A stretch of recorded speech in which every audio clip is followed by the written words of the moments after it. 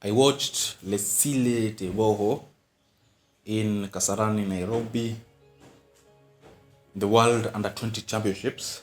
And when he ran that 100 meters, even though it was not a sub-10 performance, but it was a good run, a good top-end speed, a natural way of sprinting. And I knew then we are going to witness a powerhouse in the sprinting arena from Africa in Botswana. LETSILE TEBOGO won the 100 meters in that World Under-20 Championships, and also in the 200 meters he lost and he became second, but by a whisker, and it was as if he was going to win that. But from that, we knew that this guy was destined for greatness.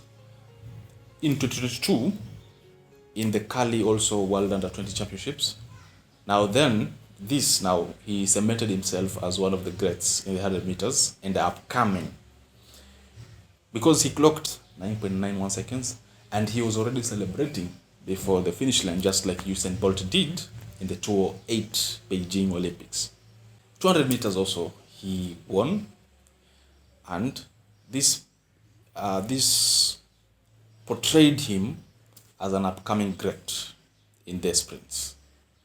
Now in the Budapest, first of all in the Oregon, I think he didn't manage to the semis in the 100 meters.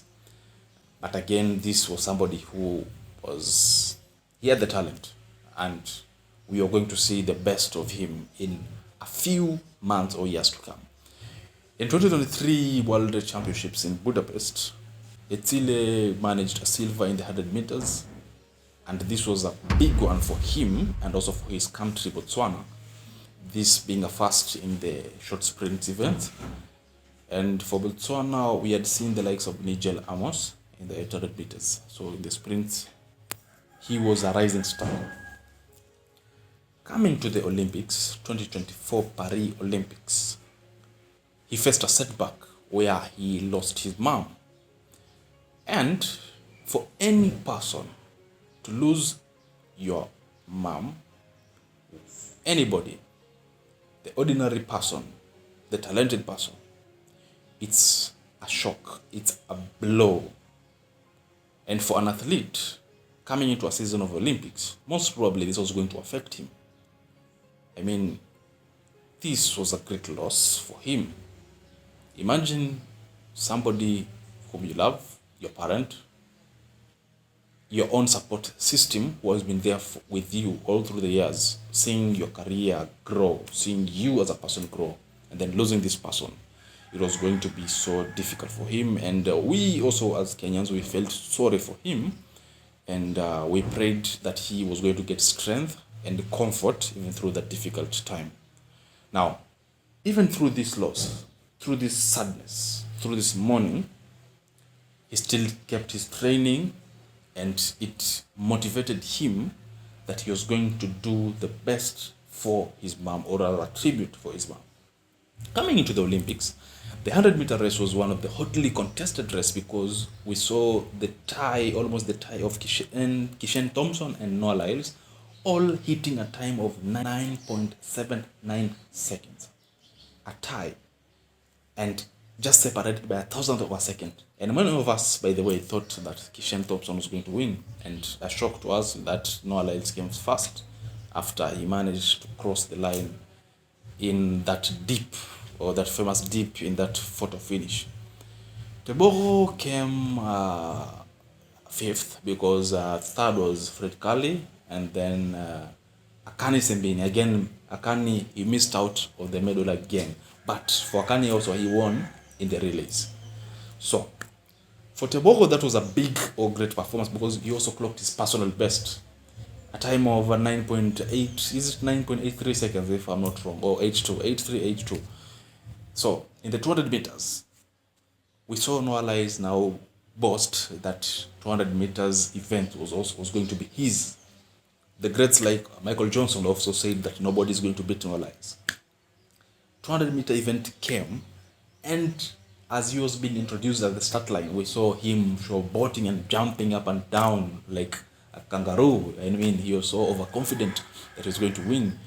And he entered this stage. And then TEBOGO, he was just simple. He just entered the track in a simple way, humble way. And the gun went off.